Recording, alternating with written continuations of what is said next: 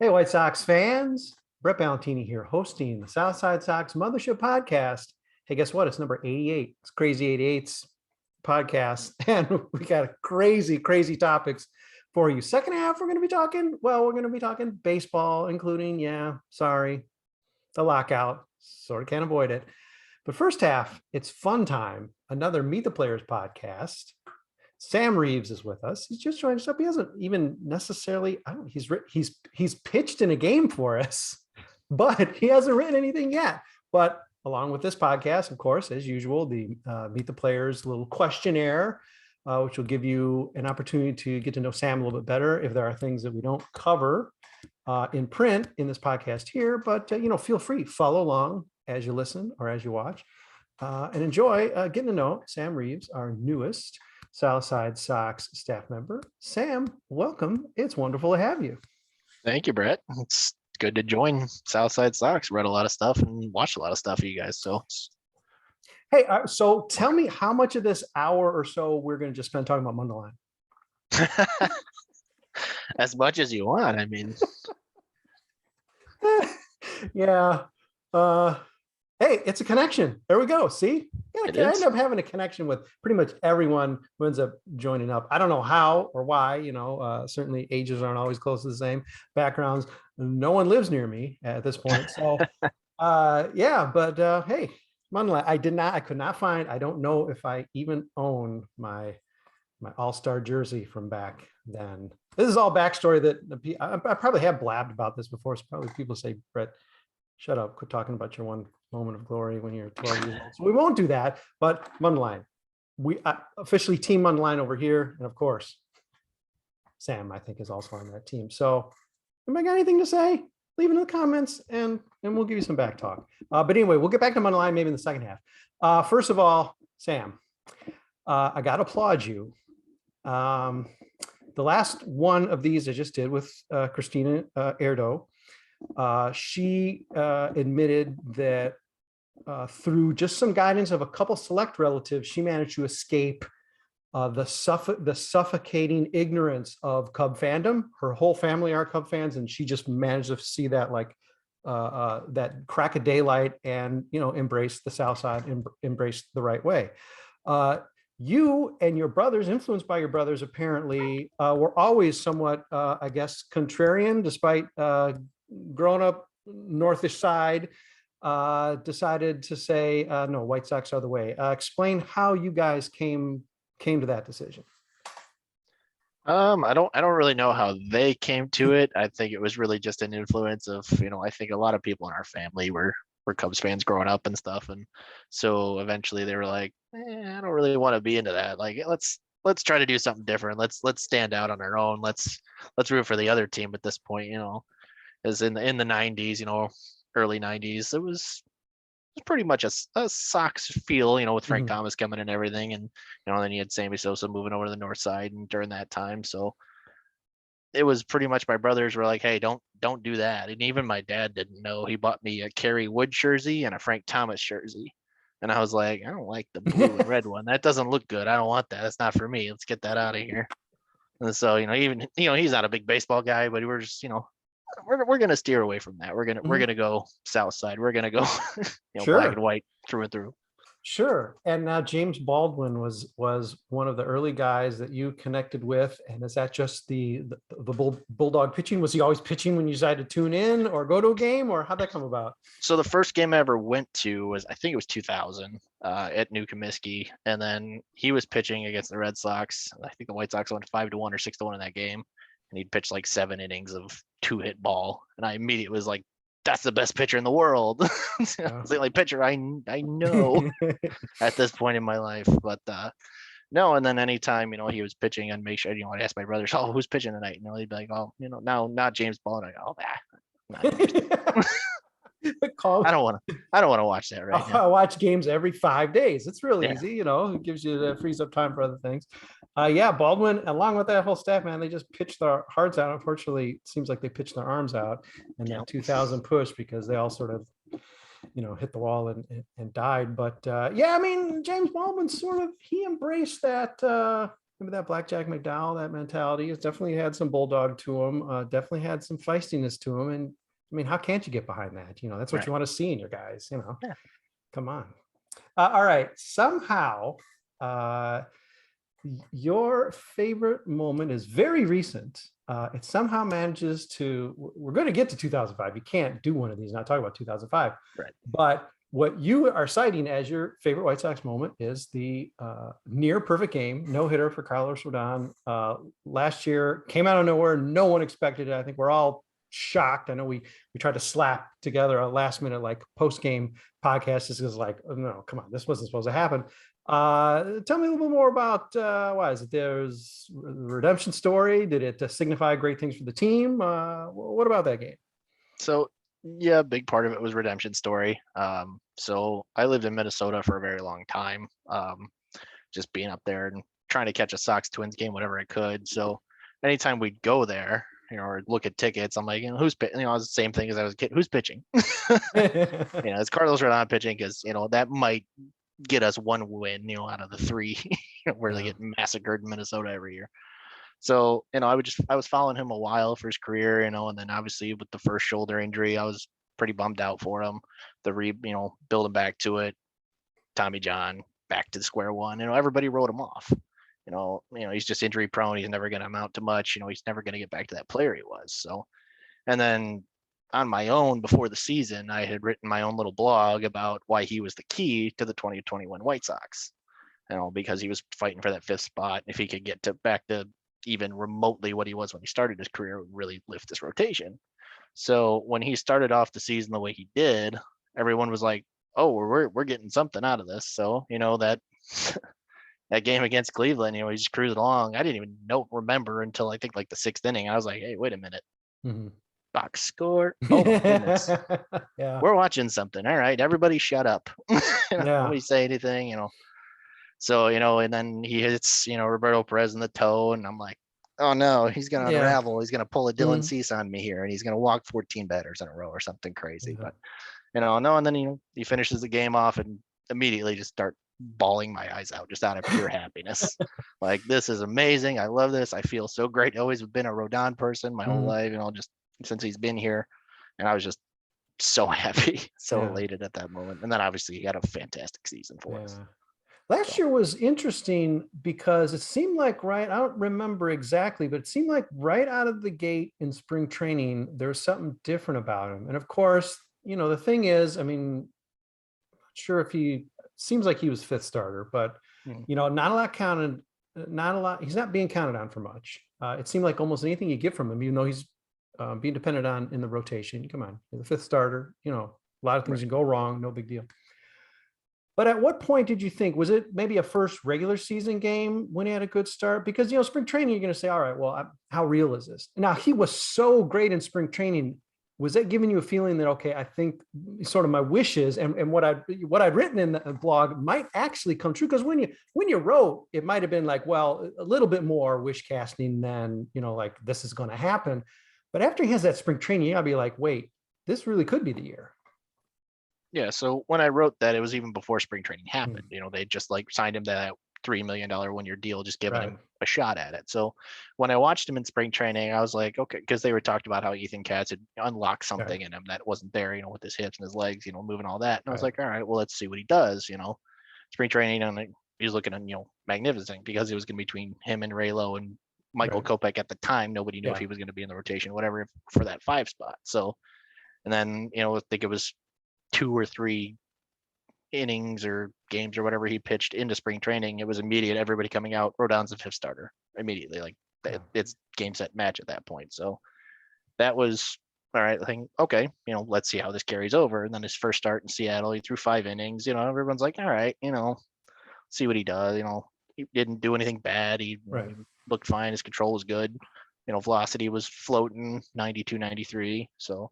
And then obviously as he progressed on, velocity was staying up, that arm looked good, stayed strong. So I was like, this is getting pretty crazy already. We're into May, he hasn't faltered anything. He's pitching really well. He's getting, all, looked at for all-star stuff, things like that. So when he was getting to that point, I was like, I think he could actually win the Cy Young if he wanted Yeah. to right now, just Yeah. as well as he's been going, obviously, with Lance Lynn going at the same time at that and Garrett Cole and all the other people that they throw in there. I'm like, no. Let's look at this left-hander in Chicago Yeah. real quick. This guy's electric right now. No one's doing what he's doing. So, but then, it was that weird point of the season where nobody, right in the beginning of April, nobody knew what to expect from anybody. It was kind of a weird coming off the COVID year, seeing how people are going to react to getting spring training back and doing all that. And he was just lighting it up. Yeah. So I was over the moon all season with him. Obviously, he had that, couple stints, had to rest his arm, stuff like Right. that. So then when he came out in that playoff start and hit 99, I think I yelled louder than I've ever yelled in my Amazing. life. Holy cow. Yeah, that made everybody do a double take. We're going to put a pin in Carlos Rodon because something tells me in the second half of this, we're talking about maybe the off season. Rodon might come up. So let's pause on Rodon. And here's a graceful segue. Okay. Among favorite ballpark foods, Sam, and I want to say this as a connection to Minnesota because I just told a story recently on a podcast when we were talking about helmet foods that I'd never seen anything like a helmet sundae until I went to Minnesota. And this was Metrodome era, and saw a bunch of people like in heavy coats, even though they say it's like climate controlled and every game was 72 degrees. Yeah, right. It was freezing in there. Maybe we were high up. I don't know. Yep. And they're just going to town. They got like the funnel cake in one hand and they're just going to town on a helmet sundae. And I was just, my jaw dropped. I was like, what is going on here? But listen, apparently because you can't say no as you're making your run through the stations, helmet sundae can come up sometimes for you. Oh, absolutely. So when in Minnesota at the new, Target Field, when they first built that, and we would go there, they had mini donuts, and then they would have the helmet sundae section. So my fiance loves mini donuts, so she'd get those, and I'm like, I want ice cream, and I'm like, helmet sundae, we got to try that. Absolutely have to try that. And I was like, this is great. And I think I also had I think I did one in New York too. It might have been fries or something. They had a big helmet full of something. God. So anytime you have a helmet size something, I'm in. It's a dessert that eats like a meal. It's a side that eats like a meal, Right. And you just pile in 3 hot dogs and just eat everything out of a helmet. Why haven't we been doing this, for decades? Why is this just a recent phenomenon? Right. My goodness. All right. It was good. I got touch base on that. I don't think I've ever had a helmet. I've never been so courageous to have a helmet sundae, but I have had helmet nachos because it's like, yeah, okay, I'm here. I'm not going to go station to station. This is going to be my meal. And oh boy, this is a meal. It's a helmet. And I got a souvenir, so yeah, you can keep it. Yeah. Okay. We got in touch not too long ago. Again, you've already suited up for, and we'll talk about that shortly. Already suited up, for us. Got you right in. Apparently, we really needed you as an arm out of the pen. But hopped on with us now, and obviously we'll be getting some writing and more podcasting, etc. from you, provided we ever have actual baseball to talk about, or maybe even if we don't.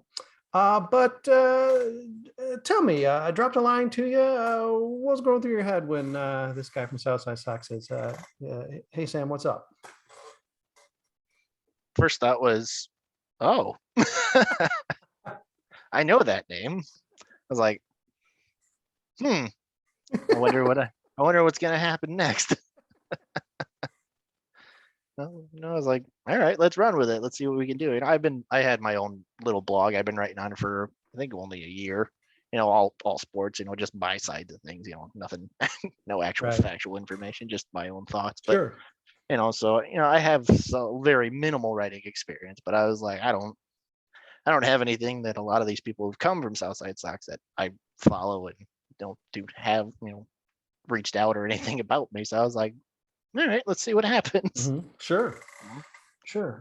And one of the things you told me early on was a sort of obscure things, as subject matter. Is that just sort of trying to go off the grid and take a different take on things, or what does that mean when you say something like that? Yeah, so I like to write about things that I don't see many articles about or blogs about or stuff like that, things that nobody's touching on, like with the Carlos Rodón story, that I wrote, nobody's looking at him, nobody's talking about him. Let's talk about him. Why not? And there was, at the end of the season, I wrote how the 2020 White Sox were an organizational failure, not just a team failure from top to bottom. They failed because nobody's looking at the whole picture. All the team failed, or La Russa failed as a manager here, or whatever. Like, you got to look at it from top to bottom. They didn't get the right guys. They didn't, do. I mean, they took a shot at the deadline, didn't work out. Some things just didn't work out. The team was building to try to win that year, and it didn't work out. So it's a failure technically in their eyes. So, I take little stuff like, with the bowl stuff like that. I'll try to write about things no one's talking about or looking at, and just see what I can figure out with it. That's exactly what we try to do at Southside Sox, in addition to our normal coverage, which is going to be a challenge at the moment. I think that provides a decent segue to take our quick commercial pause. Please listen to what SB Nation wants you to buy or wants to sell you. And we'll be back in about a minute. We're going to talk a little bit more White Sox, lockout league. Who knows? There could be a lot we're still talking about. Hang with us. We'll be back in a minute. White Sox fans, it's Brett Ballantini. It's a Crazy Eights podcast, 88, number 88, Mothership podcast it's a Meet the Players podcast with Sam Reeves. He's been kind enough to join me for this podcast. We've got to know a little bit about him, James Baldwin fan, pretty much just who's starting today. I'll watch the game if it's a guy I like starting. So James Baldwin back in the day, Carlos Rodón, as of last year and in the very immediate past, perhaps not in 2022. We'll get to that in a second, Sam. But first, thanks for joining me. Thanks for joining Southside Sox. Nice to have you here. Of course. Thank you for having me. Hey, you can follow Sam at Sam R33V365. It's some I think it's code. He could be still undercover. But basically, you can find him. I will put it in the podcast so you can just click on it easy and not have to try to memorize it, because I didn't. But very entertaining follow, as most of our writers are, who are actually on Twitter are. So check Sam out there. And hey, listen, before we get into the White Sox, let's just talk about a glistening lockout league debut. Everybody's performance was a debut because it was the first game we ever played. The so-called Red Line Go-Go's, which is made up of about half of our staff, just put an ugly womp, broke open the proverbial can of whip ass on the Chicago White Sox, shut them out. Jackie Crestel, phenomenal game. You can read, I will link it. We can read it's on the site. You can check it out. You probably already have. Follow along. Jackie, great start. But then who comes into relief when Jackie's getting a little tired? Sam Reeves. He just got off the plane. I think maybe the numbers were Velcroed on the jersey. I don't think they were stitched yet. 1, 2, 3 inning. I want to say, I don't have the play-by-play. I was trying to look at, I don't have the play-by-play. I think you mowed down Andrew Vaughn, Leori Garcia, Adam Engel. I think those are the guys you got towards the bottom of the order, but easing you in. So, Hey man, well done. How's the arm? You iced it. Doing okay? Did ice it? It is, it's still a little sore. Okay. Right. It's not easy. I mean, we got a big roster, so they're not going to be many back-to-backs we're going to be asking from you. So, just take your time, keep a good line of communication going with your manager, and we'll find the right way to use you. Okay, so Sam, glistening debut, 0.00 ERA. White Sox out of the pen. Okay, Sam, alluded to it a little bit, talked a little bit 2021 White Sox, and you've sort of given them the failure stamp, which, by the way, I don't particularly disagree with. Assessment of the 2021 team going in, did they defy your expectations? And then by the end of how things went, how was your biorhythms for the whole 2021 season?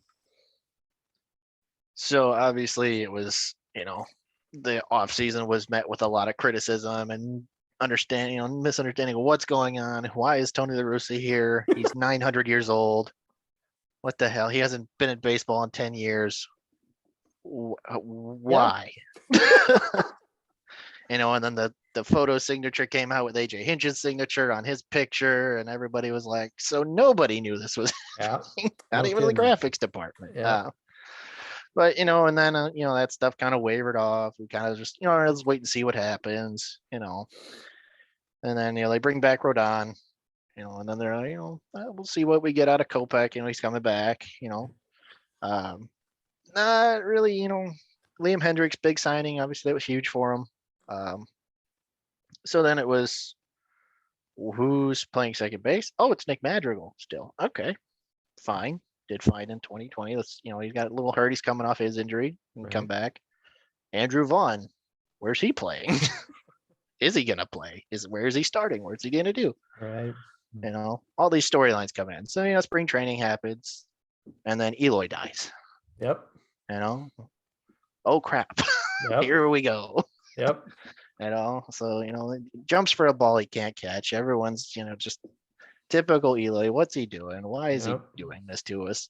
We had high hopes for everything. Yeah. They just came screeching home. Yep. And then it comes out, oh, we're gonna give Andrew Vaughn reps in left field. Yeah. Plays 2 games at the end of spring training. Yep. Yeah. We're gonna see what we can get him to do. A career first baseman has never played the outfield, even in little league. Yep. Yeah. Then they open in Los Angeles of Anaheim. Mm-hmm. That first game doesn't go very well. So, and then that was the thing is everybody thinks it's the 60-game sprint season again, not the 162 marathons. Everybody's overreacting immediately. Right. Oh God, one game. Oh, why did they do this? Why did they do that? It's the first game of the year. I'm guilty of it too, Yeah, sure. I was immediate reactions were, oh my God, here we go. This season's going to be terrible. It's back to this. And I go, wait a minute. 162. Yeah. You can't have that 60-game mindset, which we'll get to. Maybe we have this year, but they had a really good start. Even getting out of Anaheim a little bit slow. They go to Seattle, take I think 2 out of 3 there. So you're like, all right, we're keeping pace. You kind of look at the Twins and the Indians as your main or Guardians now, sorry, as your main competitors, and you kind of looked at the Guardians lineup at that time. And you're like, they really don't have much in the hitting department. So where's our offense going to come from, other than Jose Ramirez and Franmil Reyes? And then they still got all their pretty good pitching staff, and for some reason always seem to find a way. And there's the Twins who've been the kryptonite for the White Sox for forever. What are they going to do? They got a lot of returning guys. They didn't really lose much. So we're it's basically standings watching early in the year, and then the White Sox start to get a little bit of distance between them. By the All-Star break, and then you get Tim Anderson, Lance Lynn, and Carlos Rodón in the All-Star game. It's pretty cool to see. Tim didn't get to play, obviously. Took that out on the Rays. And then we got to that point where there's the Luis Robert injury, the Nick Madrigal injury, and you're like, what's going on? How are they still winning? They don't have anybody. How are they winning? So we're all starting to get Team of Destiny vibes. Like, it's just this next man up mentality. Everybody's just doing what they're asked to do. Guys are stepping up that you would never think would be stepping up. Adam Engel's up and out of injury. Danny Mendick's traveling back and forth from Charlotte. He probably had the biggest amount of club miles anybody's ever had on a plane. The bullpen's all over the place with people coming in, going, 10-day IL for this, 10-day IL for that. It was just wild, wacky, small injuries all year and still getting it done. So, there was the Tony La Russa devil magic words, came up, and that type of thing. Who knows what's happening. So, they get to the deadline. They trade away Nick Madrigal and Cody Hoyer, and everybody's at the time fine with it because Craig Kimbrell was having a fantastic year at the Cubs at the beginning of that year. And, great. We got another bullpen piece. You never can have enough bullpen pieces. And they get Cesar Hernandez from the Guardians, for Connor Pilkington, I think it was. So, it's a very minimal deal. Like, all right, cool. Second baseman, these are good moves at the time, can, help you get to where you want to. Cesar Hernandez had a great first half. Craig Kimbrell, great first half. You got to leverage some things to build, and then didn't work out. Immediately downhill. And it probably just time catching up with them. Guys are getting tired. Guys are playing through nagging injuries. You just trying to make it to the postseason healthy as you can. And they did get there. Luis came back. Eloy came back. You're starting to get a full lineup, but Eloy never really came No, all the way back. He was just no, never himself. You no. kind of wonder if they rushed it a little bit. He just never really looked comfortable. He had a couple games where he looked back by himself, but then, crawling along, and everybody's kind of getting that thought in the back of their head, like, this team is good, but are they good enough? Did the fact that the White Sox, and it wasn't just that the rest of the division was awful. That was a part of it. That was a part of how easy or how calm we could be for most of the year. Right. But the White Sox were a very good team. They were, up until I want to say maybe the last month-ish, they were in contention. They were within striking distance of maybe taking the number one seed outright. Did the fact that it was sort of so easy, lack of a better word, easy for the White Sox, it sort of set you up in the playoffs for expectations being maybe unrealistic and higher than they should have been, because then we saw a real bounce back thing where suddenly the White Sox were just the worst. They didn't have a great series. They didn't get swept. They didn't have a great series. Really no aspect of the team, performed, well. Had one good offensive run, one strong game. Right. Pitching was pretty terrible. But of course, they were right there with, they were essentially a team equal to that of Houston. I don't think it was unfair to say they were equal going in, and maybe the home field advantage alone would sway it to the Astros. Did you end up feeling a little bit sucker punched, or going into the playoffs, did you say anything we do is gravy? So my expectations for the playoffs were for it to be successful, win a series. I didn't, think, Sure. if they were going to win the World Series, obviously we're all going to be elated, fantastic, great. This is amazing. Even winning the ALCS, getting to the World Series, like, that's a great thing. But in 2020, they played the A's for that 3-game series. Looked great in Game 1. Lucas Giolito was lights out. Game 2, you had Dallas Keuchel, however you want to word the fielding, or whether it was him or whatever. Right. Game 2 didn't go well. Game 3 was then just dead on arrival, basically, for them. So this season, win a playoff series, and then you'll kind of get that momentum going forward, because Right. your window's supposed to be open. Right. So they come out Game 1, it was pretty tight, be part of it, and then some moves weren't made at the right time. Left the guy out too long. However, bats were dead. It just didn't look very good. Then you're like, all right, it's one game. They can bounce back, figure it out. Lance Lynn has trouble with the Astros no matter what. Anyway, they're fastball killers, whatever. Let's see what Giolito can do with Game 2. He came out, pitched pretty well. And then he got in the 6th inning, looked a little gassed. Maybe again left out a little bit too long. And then Larry Garcia tries to play a ball in right field, and things just start to spiral out of control. Yeah. And then you're like, all right, well, let's see what happens when they get back home. First playoff series at home since 2005. Let's see what happened, or 2008, sorry. And of course the crowd's electric, amazingly electric. I didn't get to go, whatever, it's fine. But I watching on TV going, that's amazing. Oh yeah, it was impressive. Obviously, to be part of that atmosphere had to be ridiculous. So I was, before the playoffs happened, I was on the train of start Lance Lynn Game 3 in front of the home crowd and let him build off that, because he's been doing that all year. Obviously, it didn't go that way. You had C start Game 3, which was okay. It was fine. He did what he could to get through that. They didn't look great, and then Larry Garcia hits that 3-run home run, and you're like, World Series is back on. Right. Hey, who knows? Right. At that point, I thought it felt that way, because they have took the lead. Here we go. Here's the team waking up. They just woke a sleeping giant. Then the Astros tied again. And you're like, oh God, no! The world's ending again. So it's like huge range of emotion. Obviously, they go up, they win that game. And then, Game 4 comes out. Like I said, Carlos Rodón comes out throwing fireballs. Yeah. And I'm like, oh my God, here we go again. World Series is totally back on now. There's no way they go to Game 5 in Houston and lose. There's just, everything. Right. Momentum, sure. And then Carlos Correa takes a dagger to your back, and then you're like, oh well. Yeah. This is what it was. Kimbrel had a horrible postseason.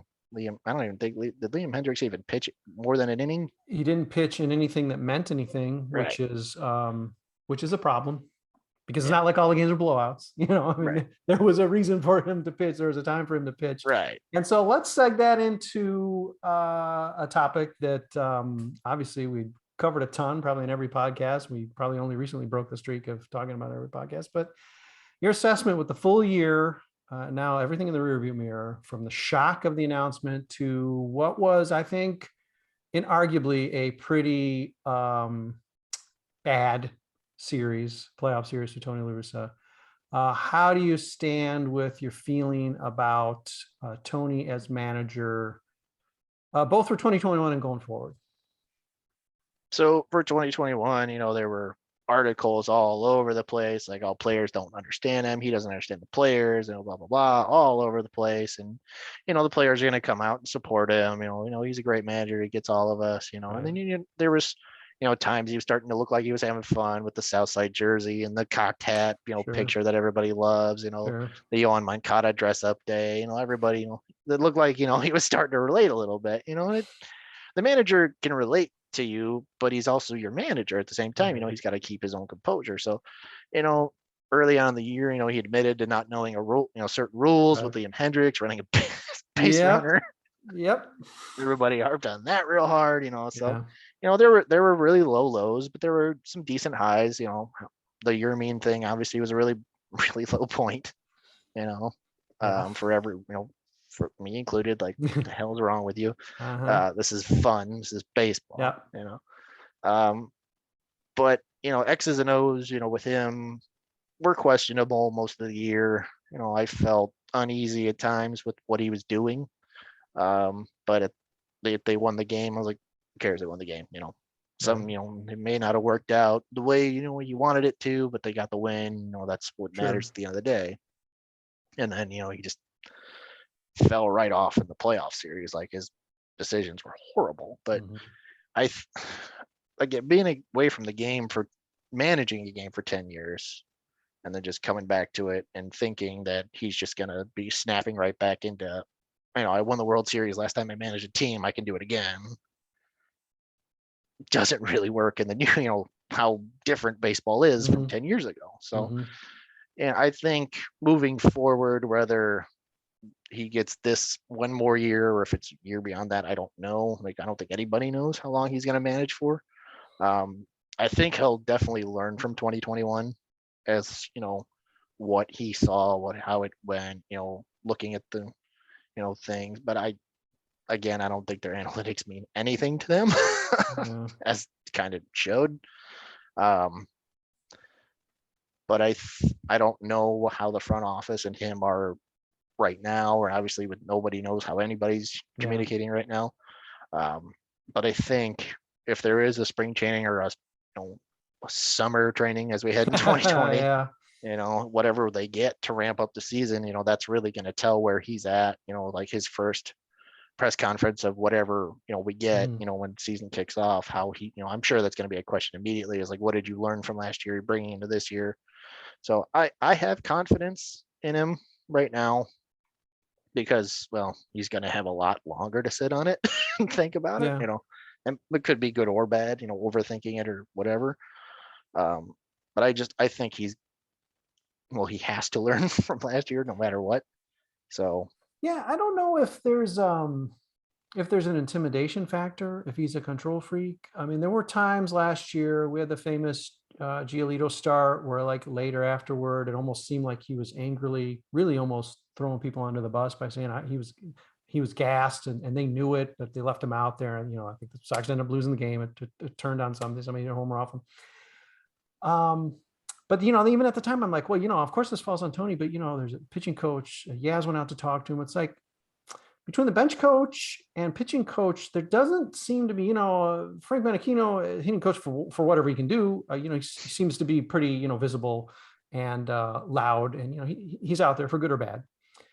And Ethan Katz, obviously undeniable, has done great work individually with guys. Resuscitated Carlos Rodon's career, among others. Maybe fingers crossed, maybe even Ronaldo Lopez. Undeniably a strong coach. And Cairo, the bench coach, is there, because, but neither of those guys really seem to distinguish themselves in game. And with some of these bullpen decisions, for example, or even deciding who to start in the playoffs, you just wonder. I mean, not that Ethan Katz is supposed to be the guy out there doing the press conference, but you just wonder how much collaboration there is, because there just seemed to be a lot of really bad decision making. And it's not just Tony. Even if he's trying to tell everybody, shut up, we're only going to listen to me. Well, their job is to say, no, Tony, you're doing this, you're not doing this right. Or, hey, do you know this rule or whatever? The fact that sort of the team took the hit, and really Tony was the guy who took the hit, but it really was a team failure in some of these cases. Giolito being left out too long, not knowing a rule. Makes me curious. I wonder what that dynamic is, because that's a little troubling to me, that there's like no safety net. If Tony's got a crazy notion, is anybody gonna buttonhole him, say, hey, Tony, just can you consider this other thing? I'm sure some of that's going on. I'm not sure if it's going on when it needs to be, because you got Liam Hendricks pitching pitching as a closer in the ninth inning of games in the playoffs when the Sox are down by 6 runs. I mean, a lot of strange stuff's going on, and it may start with Tony, but it's not only Tony. Right. And then, that was a lot of talk throughout the season is, they had Shelley Duncan there as their analytics coordinator. Because is he even doing anything? You have Jerry Nairn there. Why? What's he doing? Is he even saying anything? Makes pretty scorecards. We know he makes pretty scorecards. And he's sitting there on the phone for replays and telling him to review a thing that's clearly an out, or they're gonna get it wrong. And Ethan Katz, obviously, like you said, individual work with these guys has been fantastic. But is he talking to Tony about, here's this guy, at this pitch count, here's how he gets to this? How is anybody talking game plan during the game? And in the Milwaukee series, that I happened to go to all 3 games for, I was sitting first base side, so I could see into the Sox dugout during the games. So I'd watch Ethan Katz specifically. One, he paces like a maniac, absolute maniac. If he's not standing at the edge, staring, he's pacing up and down that dugout. Whether or not he's saying anything to anybody other than himself, we don't know. Yeah. But you try to watch, for, I guess you call them clutch situations with pitchers, late in games. Is he going over to talk to Tony? Is anybody talking to each other? You don't see that much. Obviously the cameras on TV aren't really looking in the dugout 24/7, so you don't see. So it's something you got to observe when you're there. So I didn't really see anybody, get into Tony's ear or have him talk to anybody or look at anybody. It was mostly him in the corner of the dugout by himself and everybody else just along the rails. So it didn't really look like anybody was collaborating anything in game. So I think that is a big kind of thing. Maybe it is like they don't know if they can approach him because he's, a Hall of Fame manager. Do they even try? But that's the part of the new age game, is everybody has to have a voice in this. And if he doesn't listen, fine. But I mean, boy, you better have taken your shot, because then, ultimately, you're going to get the pink slip too. Not that they'd ever fire Tony La Russa. But all right, let's hop to this offseason. Not a lot to talk about, because there's a lot of activity, a lot of excitement, a lot of fever. White Sox were virtually dead cold, really not part of it at all. Not even really part of talks, which is sort of additionally troubling. It's one thing if you don't land the guy. You're not going to ding the White Sox for not getting Zach Wheeler. Hey, they went out there and they made the statement that said, hey, we gave him the best offer. He chose somewhere else. Okay, I'm going to applaud the White Sox for at least making a run. Still got to close it, but okay. White Sox were basically a non-entity in free agency for the brief free agency. They were not part of the December 1 or November 30th frenzy. But one key decision made, imagine it hit very close to your heart. It absolutely baffled and outraged me and many others on the podcast at the time and on site. And that is the seemingly absolutely inane decision not to extend the qualifying offer to Carlos Rodón, which he could reject. And if so, under the old rules, which I'm guessing aren't going to change much if we even ever have rules in baseball again, right, would at least get you some sort of compensation, which under the old rules would be a compensatory pick, which would be a pretty decent pick. I'm guessing it was similarly baffling to you, Sam. Just to really sum it up, what the It's when that deadline passed and they said, no qualifying offer for Carlos Rodón, I'm pretty sure I was just in a room by myself yelling at the wall, just, trying to figure out why. Like, he was arguably your best pitcher on your staff last year outside of Lance Lynn. In my opinion, I thought he was better than Lance Lynn. He was. Yep. Guy still very young, and he just got, you showed you he can pitch off this injury now. Obviously, he had a little bit of tired arm because it's his first full season in 3 years, and I think the issue is he's a Boris client, so they got scared. But even if that's a fact, extend the qualifying offer. They're going to say no. They're 100% going to say no. Get the compensatory pick at the very least. Yes. Because on the off chance, he's like, nothing else is coming in, let me accept this offer, then you get him back.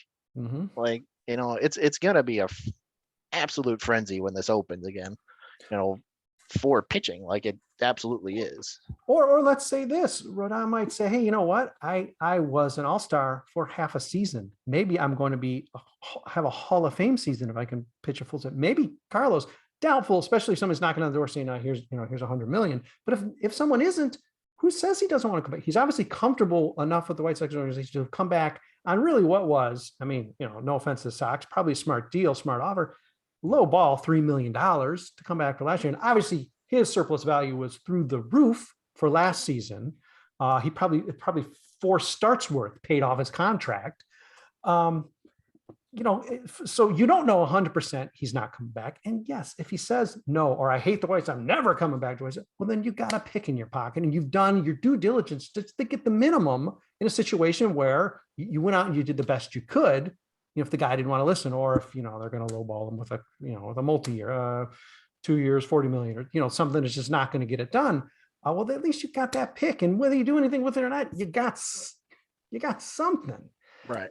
The idea that you're just like, okay, forget it. Or I don't know, Jerry's so smart that he knows the rules are all going to change. So this all doesn't matter. We're still going to get a crack at him, or whatever thinking, I've heard people say, well, they must really know he must really be hurt. You know what? At this point, I don't care. With the value they gave him, he earned his 18 million with the half season last year. He gives us another half season that's all-star caliber. Fine. Then he can sit for the rest of the season. We find somebody for the second half. You don't want a guy that good. White Sox don't have a surplus of starting pitching. That's another issue here too. If they had 12 guys and they're all hungry to get in, and the Charlotte rotation was just nails, all right, fine. See you, Carlos. Go help a team that really needs pitching. Right. That's us. Yep. This is a team that needs another starter, as we saw, and if people are saying, oh, he must really be hurt. Why is he throwing 99 miles an hour in the playoffs then if he's really that hurt? No kidding. Exactly. That really hurt. Obviously, like, I don't know what their plans are for the rotation in this next coming year. Like, they always say, oh, we got to, Crochet is going to be a starter eventually. Michael Kopech's going to join the rotation eventually. Right. Good. Kopech showed he can spot start games. Obviously they're still getting him stretched out, but they didn't stretch him out in the season. Yeah. So you can't really bank on, however many innings he pitches. Yeah, it's going to be a modified year, no matter what. It's going to be modified for sure.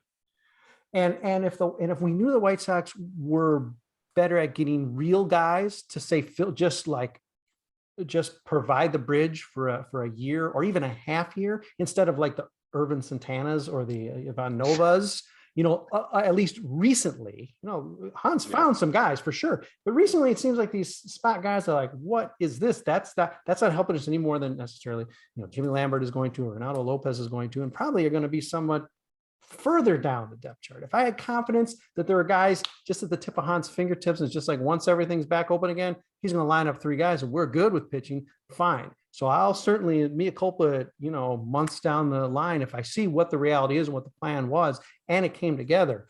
It's just like right now, man, you're skating on thin ice. I mean, it's like, they're collecting DHs, but they don't have starting pitchers. I just don't always understand how everything is allocated with this team. And it's fun to be able to talk about it as if like next week we're playing ball, but we're not. And let's not belabor the whole lockout issue too much, Sam, because obviously we've addressed it a lot. There's not a lot happening. The two sides seem to be, if anything, getting further apart, or at best, they're just drifting at an equal distance, which is barely smoke signal distance away from one another. So it's not looking good for ball anytime soon. Looks like we're going to be putting a whole lot of attention on our minor league teams because they will actually be playing and the White Sox will not. Give me an idea, Sam. I had a lot of people predict. I think we've had as late as 2025, but I mean, I've been pretty much still sticking with like first day of summer type of thing. What's your feeling about when a realistic opening day will be for the majors this year?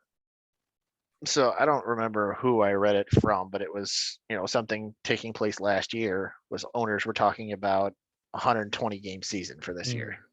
So that's kind of where my mind keeps going, is 120 game season. So that puts us, I don't know what started June. Yeah. When we've seen that thing too, where some, I don't know if it's true or not, or whatever, it's like the teams get all of their TV money up until they can lose like 20, 25 games off the schedule before they start losing some TV money. So boy, about the time we're getting, I think, to game 20 or so, I think that's when things start to get a little bit sweatier for them, because that is actual money they're not going to get. The fat cats are not going to get, and maybe that would move them. I don't know, but you're saying 120 seems like the feeling you're getting. Yeah, it seems like they're willing to wait it out till about 120 is what it sounds like. Yeah, I think I just was sort of picking the triple figures, just like 100 seems round. I mean, they seem obviously very happy with just 60. I'm sure they're just, in some ways, they're pleased as punch about the pandemic season, despite the fact that they couldn't sell enough tickets and they all lost billions and billions and trillions of dollars, which didn't happen. But yeah, they seem to pull that off. So they're like, okay, we can go as little as 60. Right. Maybe we'll just throw a berry bone. We'll go 80. We'll go half season. I don't know what it's going to be, but yeah, that 100, 120 area, that's getting to be like almost 1981 strike season. I think that was about 110.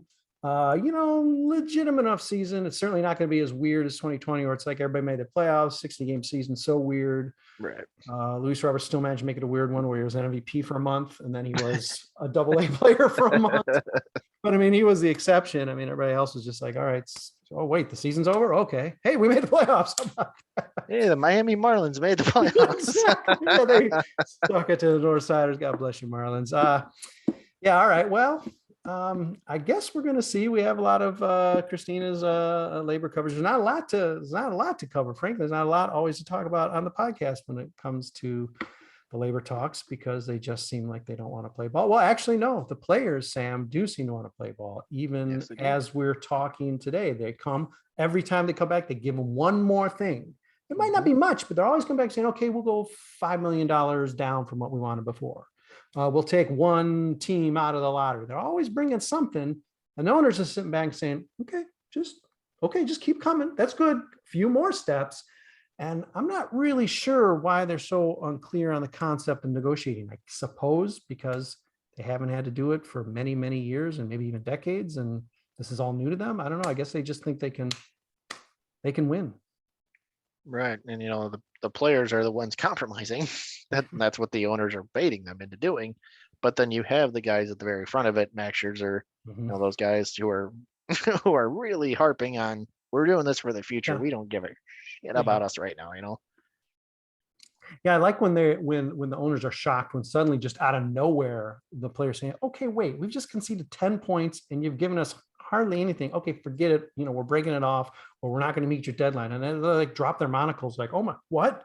And then of course they do the PR thing where it's like somehow the players' fault. And it's encouraging to know, maybe unlike some of the other labor stoppages, even in other sports, over these past, I don't know, 20, 30 years, fans, I know at some point we'll all get impatient. It's the nature of the fan. It's also the nature to say, "Hey, I can," somehow it's easier to identify with the players. Maybe they're closer to us or something than the owners. So it's easier to say, "Hey, it's their fault." But you don't hear a lot of that. I don't know if fans have gotten smarter, if I'm in some kind of echo chamber, just hearing other smart fans out there. But the sentiment of, "Hey, you know what? If you got to lose a few games to get the right deal, so you don't just keep getting hosed, this timing might not be great for ownership." Be it coming out of a pandemic, be it sort of a little bit of a labor movement that's finding a little bit more life in the world today, might not be the best time for ownership to think that they can just pretty much win 100% of the negotiation, because not only are the players seemingly not putting up with it, it seems like a lot of fans are savvy enough to say, hey, you know what? Let's have this be a little bit more fair. What's the point? Right. I'm personally willing to wait. Um, you know, I want baseball to be great. I want Yeah. it to be more, reachable to the younger people coming up. Obviously, even when baseball was what it was in the 90s and early 2000s, I was still watching. I was a big fan of the White Sox, always will be. But obviously, there's ways you can grow the game. Rob Manfred is the worst person in the world for that. Absolute worst person in the world for growing the game of baseball. But he's the commissioner for some odd reason. It's the only thing Jerry Reinsdorf's ever done that I've been like, hey, Yeah, go no Jerry. kidding. No. Exactly. I know, and it's like I've brought it up several times. People who are like, oh, it's millionaires versus billionaires. No, it's not. And I always tell people, you buy a ticket to go to a game. Who are you going to see? The players. You're not going to see. Oh, let me go see what Jerry's team's up to today. Yeah. You don't even have that in your head. No. Yeah, and I even if wanna it see was, even if it was millionaires versus billionaires, you still know where you'd side with, because it's way more relatable. And yeah, Right. it is good that more people out there are breaking that down, saying, hey, that's a fraction. Yeah, it's out there, but those are guys who are established. The backbone of the game are not millionaires, and the owners have seen to it that it won't be, and it probably won't be even after this next deal, because Right. the blood of the league are, in every sport really, and certainly in baseball, is just these young guys are coming up just trying to get their cup of coffee. And if they can stick, okay, maybe they do make those 7 figures one day, but by no Right. means is that a guarantee. And Chris Bryant showed you, when it happened to him, why do you think I'm so pissed off? It was, that whole thing was foreshadowing this CBA. That was basically what somebody, grabbed onto, and they're like, remember this. This is what is going to be a huge key moving forward. And we're guilty too. Sam, the White Sox kept Madrigal down, didn't even give him the extension. Eloy held down, got the extension, which sort of makes you think, okay, all sins are washed away now. Well, no, you remember that there were games that he could have been playing at a higher level, if not the major leagues, quicker, but you were holding him down. Like, for God's sake, Kopech. Imagine the decision that would have been made if he didn't opt out of 2020. He would have been suppressed and held down again. And he may still, be. They may need to stretch him out, not in Chicago. Who knows? Right. Well, but he's got to get his reps in Charlotte. We got to make sure he's ready. Yeah. Unfortunately, I think, Sam, this won't be the last time we discuss some of these issues. But again, if it is in pursuit of something that's better, more equitable, more pleasant to be able to watch, more pleasant to be able to enjoy. I know who cares about the 1040s for X player or the stock portfolio of Y player. But that's not just what this is about. It is about some fairness. It is about, I just want to see the owners negotiate, even if it's like weird points. I just want to see them bringing as much to the table or close to as much to the table as the players are. And they're not coming close to that. This is a very easy call. Maybe in past issues, even around the lockout season, maybe there was some legitimate back and forth about, hey, you should be playing fewer games, you should be playing more games. It was easier to see both sides, even for 2020. This time around, I don't see what side you see on ownership's play, the way how far away they are from where all the rest of us are, fans, players alike. And I imagine even TV networks, they got to come closer. And I don't know what it's going to shake them out of these doldrums to wake them up and get baseball back. And you really wonder if they're prepared to, just paying an entire season, because this is weird. There's no give at this point, no give. None. Even after today, it was, what little came out was, the players again brought $5 million down on one thing, and the owners were like, no, we still need this and this and this and this. They're like, see you next week. Yeah. As long as they're putting more effort into the PR battle and some sort of tweet or news release than they are actual negotiating. Yeah, this is a doomed negotiation. And if the union, holds strong, yeah, we may have a longer wait than we want. And boy, that contention window, Sam, You'll Yep. still be open, but boy, you just, you know, you don't want to be No. wasting your contention window, especially when we're told it's only like I think it should be every season. Call me Yeah. crazy as a fan. I think every year Should we should compete. But since we've been told it's going to be like 5 years, or maybe it's going to be the 2020 as well, I don't want to lose 1 year off of that. We've No. already lost parts of a year, so come on. Right. And then, you get to baseball in 2023 and you look at the White Sox roster and you go, oh, there's nobody here from 2021 that we thought was going to be here. Yeah.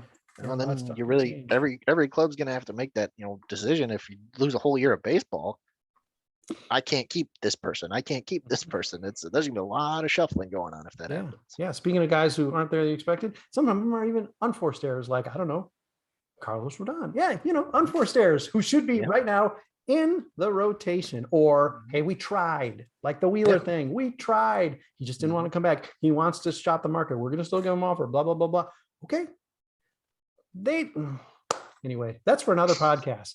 When we have more time to talk and devote it all to Carlos Rodón, lamenting that he will very likely not be a member of the 2022 White Sox, if there is to be a 2022 White Sox. Well, you could see and you can follow the 2022 White Sox playing in the Lockout League, of which just recently Sam Reeves had a starring, spotless 1 inning of relief. You'll see him pitching again. No doubt you will in games to come. Follow that.